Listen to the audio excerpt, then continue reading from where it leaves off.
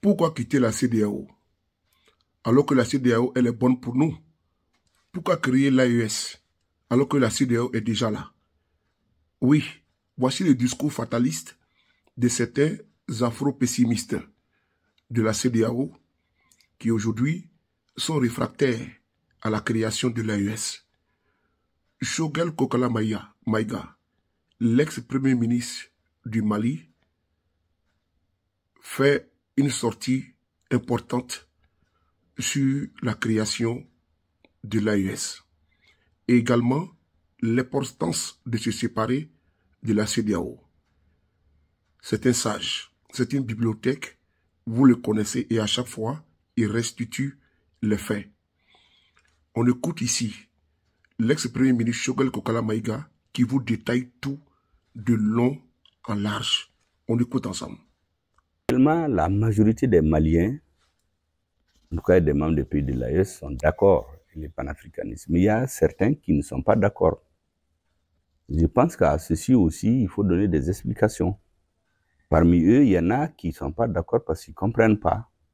Il y a d'autres, bien sûr, qui font de la politique, qui sont dans un jeu qui est contraire aux intérêts de notre pays. Ça, c'est leur droit aussi. Je pense qu'il faut laisser tout le monde s'exprimer et combattre avec les idées. Qu'est-ce que je voudrais dire à l'intention de tout le monde pour que les uns et les autres comprennent?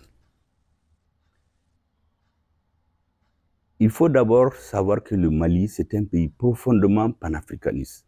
Dans toutes nos constitutions, il est écrit qu'on est prêt à abandonner une partie de notre souveraineté pour construire l'unité africaine. Deuxièmement, dans le même ordre d'idée, toutes les organisations sous-régionales, le Mali a été fondateur ou initiateur. L'OIA, notre premier chef d'État, président Modibo Keïta, était l'un des fondateurs de l'OIA. Les organisations qui sont venues plus tard, comme la CENSAD, la CEDEAO et d'autres organisations, le président Moussa Traoré était à la fondation, il était l'un des initiateurs. Spécifiquement concernant le cas de la CEDEAO. Vous savez que la naissance de la CEDEAO, l'idée a germé en République du Mali, lorsque le président de la République fédérale du Nigeria, le général Yakubu Gowon, a fait une visite en République du Mali. C'est à l'issue de ces échanges avec le président Moussa Traoré qu'ils ont estimé que les barrières entre les pays africains de l'Ouest, les barrières linguistiques, les frontières, tout ça, c'est le colonisateur qui a décidé. Donc, il faut trouver un moyen pour que les Africains développent entre eux les relations économiques, au-delà de ces considérations politiques ou de divergences idéologiques. Cette idée a été partagée avec les autres chefs d'État qui étaient majoritairement militaires. Au Niger, c'est Nkounché. À l'actuel Burkina, c'était Sangouli Lamizana et d'autres chefs d'État. Donc, les militaires ont fait le lobbying auprès des chefs d'État africains. Et lorsque la majorité a partagé cette idée, ils ont décidé de fonder la CEDEAO au Togo. C'est le président Yadema qui a présidé la séance fondatrice de la CEDEAO. Donc le Mali est mal placé pour casser une union qu'elle a contribué à créer. Mais de quoi il s'agit? C'est qu'à partir des années 90, dans la foulée de ce qu'on appelle la démocratisation, j'ai expliqué plusieurs fois aux Africains que cette question de démocratie a été imposée en Afrique comme une camisole de force qu'on est venu nous mettre. C'est pourquoi vous aurez constaté que tous les pays francophones dans lesquels on a changé les régimes politiques à partir de cette conférence de la Bolivie de la démocratisation, dans tous ces pays sans exception, on a assisté à la destruction de l'armée, à la destruction des articulations des systèmes éducatifs, à des guerres civiles et des coups d'État à répétition. Le Congo, le Rwanda, le Burundi, le Tchad, l'Algérie, le Mali, le Burkina Faso, la Côte d'Ivoire, il n'y a aucune exception. Les seuls pays où il y a un semblant de stabilité, c'est les pays où ils n'ont pas pu changer les régimes politiques. Donc ce n'était pas une question de démocratie. Mais on a travaillé les mentalités des gens au point que ils nous font avaler ce qu'ils veulent. Donc, à partir des années 90, ils sont arrivés à faire passer à la CEDEAO l'idée selon laquelle on fait maintenant de la politique. Quand un régime politique change, il faut prendre des changes suivant ce qu'ils appellent les voies non constitutionnelles. Il faut prendre des sanctions contre ce pays. Mais même dans ces sanctions, il n'y avait pas cette question d'embargo. Ça n'a jamais été prévu dans les textes de la CEDEAO. Malgré tout, qu'est-ce qu'on a constaté? En 2021, la CEDEAO ici est allée de violation en violation. D'abord, quand il y a eu le changement du régime le 18 août 2020 au Mali, est-ce que vous savez que ce n'est pas la conférence d'État, des chefs d'État de la CEDEAO qui peut sanctionner un pays, mais c'est le président de la commission, un fonctionnaire, qui décide de sanctionner un État souverain qui est le Mali, après le changement du régime du 18 août 2020. Mais cela ne l'a pas suffi. Quand il y a eu, on a fait la rectification. Quand la France a décidé de nous mettre à genoux, la CEDEAO a été mise en plein là-dedans pour jouer le jeu. Le représentant de la CEDEAO ici a commencé à démarcher certains responsables politiques, la classe politique, pour les pousser à refuser tout accord avec le gouvernement de transition. Nous l'avons suivi. Lorsque nous avons eu tous les éléments, nous avons demandé à la CEDEAO de changer le représentant parce qu'il est en train de se livrer à des activités incompatibles avec sa mission officielle. Ils ont fait traîner pendant un mois dans l'espoir de renverser le régime. Parce qu'ils faisaient croire aux hommes politiques qu'il ne faut pas qu'il y ait un accord parce que si les Maliens s'entendent, la CEDEAO serait mal fondée pour prendre des sanctions. Lorsque nous avons vu leur mauvaise foi, nous l'avons renvoyé, on l'a déclaré personne non grata. Il y a des ambassadeurs qui se sont émis, qui sont même venus chez moi. Il y a un ambassadeur qui est venu faire l'avocat pour lui. Cet ambassadeur-là, je lui ai dit que ce représentant de la CEDEAO s'occupe des activités incompatibles avec sa mission officielle. Et il n'est pas seul. Je l'ai mis en garde, cet ambassadeur-là. Après, j'ai donné des consignes qu'il fallait au ministre qu'il faut pour le convoquer et le mettre en garde. Il a été renvoyé après, vous le savez tous. Parce qu'il a commencé avec son chef d'État à s'ingérer de façon flagrante dans nos affaires intérieures. Maintenant, pour revenir à la CEDEAO, c'est que chaque fois qu'il y avait des sommets de la CEDEAO, c'est le président français, c'est les médias français qui annoncent pratiquement les conclusions. Donc, quand les sanctions là devaient être prises, les sanctions illégales et illégitimes contre le peuple malien, elles ont été annoncées bien avant. Et quand elles se sont tenues, vous avez vu la sortie des Maliens le 14 janvier 2022, qui est appelée maintenant la journée nationale de la souveraineté retrouvée. Les Maliens ont dit non. Et qu'est-ce que nous avons constaté? La CEDEAO a commencé à violer ses propres règles. D'abord, quand ils ont pris l'embargo, comme c'est illégal et illégitime, ils se sont précipités pour manipuler et faire endosser ça à l'Union africaine. La France a intervenu pour faire adopter ça à l'Union européenne. Mais quand ils sont allés à l'ONU, par 2 fois, la Russie et la Chine ont posé leur veto parce que c'est illégal. Parce que les pays sans littoral comme le Mali, il n'y a aucun texte de la CEDEAO qui autorise cet embargo. D'abord, les textes de la CEDEAO, les règlements et les statuts de la Banque centrale interdisent cet embargo financier qu'ils ont fait contre notre pays. L'UEMOA, la même chose. D'ailleurs, nous avons pris des avocats à la Cour de justice de l'UEMOA. Le Mali a gagné son procès. Mais les chefs d'État ont refusé d'appliquer. Bon, vous voulez faire la loi dans un pays, vous violez vos propres lois. Deuxièmement, il y a ce qu'on appelle la Convention des Nations Unies sur les pays sans littoral, que le Mali a ratifiée en 1987, qui interdit formellement un embargo contre un pays sans littoral. Donc, de violation en violation, leur objectif, c'était rentrer dans un système de rapport de force pour renverser le gouvernement malien. Donc, nous avons compris que finalement, la CEDEAO a quitté sa vocation d'organisation économique et financière pour devenir une organisation politique manipulée par des présidents extra-africains. Nous avons fait les mises en garde nécessaires. Ils n'ont pas compris.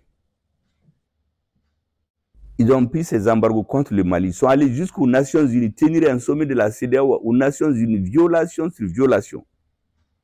L'embargo du Mali n'a pas pu avoir gain de cause. Le Burkina a tenu. Maintenant, le cas du Niger, c'est le cas du Niger qui est extraordinaire. Ils ont pris contre le Niger l'embargo les plus durs, illégal, illégitime, inhumain. Des enfants mouraient dans les hôpitaux, les gens mouraient de faim. Mais qu'est-ce qui a fait qu'on a sauté le pas? Parce que c'est très important que les Africains comprennent cela. Au Mali, le terrorisme a duré des années. Ils ont créé une force qu'ils appellent le G5 Sahel. Tout ça, c'était créé et manipulé par la France. La CEDEAO a demandé pendant 4 ans 400 millions de dollars pour faire fonctionner le G5 Sahel. Ils ont dit qu'il n'y a pas d'argent. Et voilà que brusquement, contre le Niger, la CEDEAO trouve 3 milliards de dollars mobilisés en quelque temps pour financer les activités de la force d'attente. Laquelle force d'attente dormait depuis 2012. Parce que cette force d'attente-là, elle était créée en avril 2012, à l'investiture du président du Sénégal, en avril 2012. Et depuis, elle est en train d'attendre, elle dormait. Elle a décidé de se réveiller en 2023 contre le Niger. Les activités ont continué, les démarches, nous avons téléphoné, on a fait toutes sortes d'interventions. Mais la réalité, c'est qu'au niveau de la CEDEAO, les chefs d'État de la CEDEAO se sont transformés en commis auxquels le président français donnait des instructions. Est-ce que vous pouvez imaginer qu'au sein de la CEDEAO, même une partie des cotisations, c'est l'Union européenne qui les paye? Dans les bureaux de la CEDEAO, il y a des bureaux pour des officiers qui reprennent l'Union européenne. Même les officiers qui reprennent les pays de la CEDEAO au sein de leurs bureaux là-bas. Nous savons que c'était de l'espionnage que l'Union européenne faisait. Quand ils font les sommets, quand vous regardez les sommets de la CEDEAO, c'est des fonctionnaires et des ministres des pays étrangers qui assistent aux réunions. On se demande si c'est pour le Mali, si c'est pour l'Afrique ou bien c'est pour l'Union européenne et d'autres puissances. Donc la CEDEAO n'avait aucune indépendance de décision. Donc les objectifs des pères fondateurs ont été totalement mis au second plan pour faire de la politique politicienne. Cela ne leur a pas suffi. Ils ont trouvé les 3 milliards pour mobiliser une force militaire et agresser le Niger, renverser le régime pour mettre à la tête de ce pays les gens qu'ils voulaient. Mais lorsque le 27 janvier, parce que ça c'est important que les gens comprennent, nous avons eu les preuves qui se sont organisées pour faire une agression militaire contre le Niger et renverser le régime. Mais après le Niger, ça va être le Burkina. Après le Burkina, c'est le Mali. Ils vont tuer dans l'œuf ce sentiment panafricain des Africains. Même ceux qui sont sur la ligne vont se décourager après. Mais une force militaire pour venir tuer des Nigériens, non seulement vous avez tué des Nigériens à l'hôpital, maintenant tuer la population pour mettre au pouvoir quelqu'un que vous voulez. Mais nous nous sommes réunis. Le 28, on est sortis ensemble et nous avons mis en garde. Le Mali, le Burkina Faso se sont arrêtés à côté de leurs frères et nous avons mis les pays de la CEDEAO en garde. Celui qui touche au Niger, nous allons considérer qu'il a été en guerre contre nos 3 pays. C'est ce qui les a fait réfléchir. Ils ont voulu entraîner le Tchad dans cette guerre-là, ça n'a pas marché. Nous avons tout analysé. Une guerre physique, agresser le Niger. Mais cette sortie-là, ce n'est pas parce que on a décidé, les présidents de l'AES ne se sont pas levés du jour au lendemain pour sortir. La preuve, c'est que le Mali a fait 2 ans dans ça, le Burkina a fait 1 an ou 2 ans dans ça, mais c'est à la fin, ils ont décidé de passer à une étape supérieure. Imaginez-vous quand il y a eu le changement de régime au Niger, on dit qu'il y a un comité de défense en France. Quand il y a eu le changement de régime dans un autre pays africain, ils disent qu'ils suivent avec attention. Mais ça, c'est quoi ça? Nous avons dit qu'on ne va pas venir nous imposer en utilisant des Africains qui n'ont aucun respect, parce que nous connaissons l'histoire. Vous savez, chaque fois que l'Afrique prend des grandes voix, ils interviennent. Vous savez, en Afrique, quand on a créé le grand mouvement panafricaniste, le RDA, c'est à Bamako que c'est né. Quand on veut créer les organisations sous-régionales, les initiatives viennent de Bamako. Nous avons le sens de l'histoire. Parce que tous ces pays de la sous-région sont des entités qui émanent de l'éclatement des grands empires comme le Ghana, le Mali, l'empire Songwe. Par exemple, vous prenez le Dahomey. Ce que les gens ne savent pas, Dahomey c'est un nom Songwe. Dahomey, ça veut dire en Sonrai, ça veut dire là où la limite de la terre. Tout le nord du Bénin, là, le Dendi, là, ça c'est l'appellation Sonrai, c'est l'Est, ça veut dire en Sonrai. Les Burkina, quand vous prenez par exemple le mot Burkina, c'est un mot certes moré, mais c'est un mot songoï. Burkina, ça veut dire un homme intègre en Sonrai. Donc toutes ces entités-là, c'est les mêmes entités géographiques, c'est les colonisateurs qui nous ont divisés. Le Niger, à la veille de l'indépendance, il y a une partie du Mali qui a failli aller au Niger. Moi, j'étais à la mosquée d'Agadez en 2023. Elle a été construite vers les années 1450-1500. Mais cette mosquée-là, c'est Askia Mohamed qui l'a construite. Ça veut dire qu'on est les mêmes peuples. Et nous, au Mali, on a le sens de l'histoire dans tout ce que nous faisons. C'est pourquoi nous patientons, nous observons, mais il y a des limites. On n'accepte pas qu'on nous marche sur les pieds ou qu'on traite les pays africains comme des manqueries. Il y a un éveil de conscience auquel le gouvernement malien s'est dédié. Et nos frères se sont ajoutés à nous. Donc nous avons décidé de sortir ensemble et mettre en garde les Africains qui font le nègre de service pour les Occidentaux. C'est tout.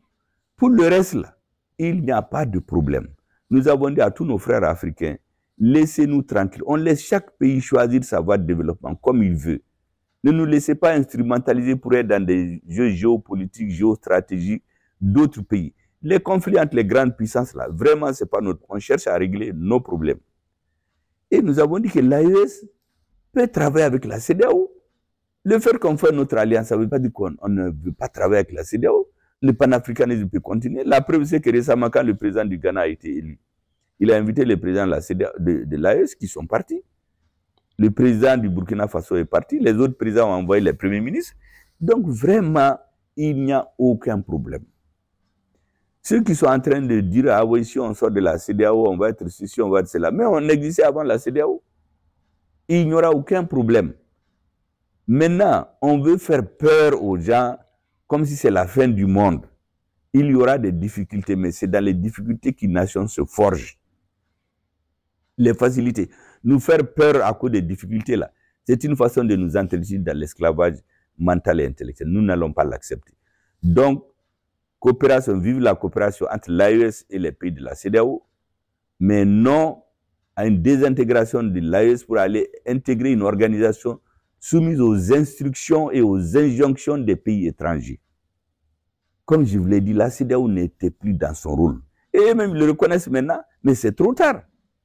Nous, on ne peut plus venir nous battre tout le temps parce que là-bas, il faut un consensus. Ils vont toujours démarcher les gens, ils vont venir en réunion, mettre en minorité, imposer leur volonté. On n'est pas dans ça. Qu'on nous laisse en paix, on va travailler comme des amis. Chacun travaille dans son pays. Le terrorisme était au Mali.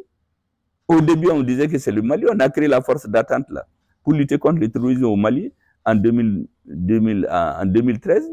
Le terrorisme était confiné au nord du Mali, mais après, ça a regagné le Burkina, le Niger. Maintenant, c'est le Bénin. Mais il faut que les Africains réfléchissent. Moi, je crois qu'il faut qu'on comprenne. Je l'ai dit déjà à des ambassadeurs ici que j'ai réunis. Il faut qu'ils comprennent qu'il y a une nouvelle génération en Afrique qui n'acceptera plus ce qui s'est passé. Et que ceux qui sont en tout cas à la tête du Mali, ils ont un coefficient intellectuel. Et je crois à la tête de tous les pays de l'AES, un coefficient intellectuel qui est largement au-dessus de ce que ces colonisateurs la pensent. Il faut qu'ils arrêtent cette façon et de faire peur à nos populations. Il n'y a aucun problème.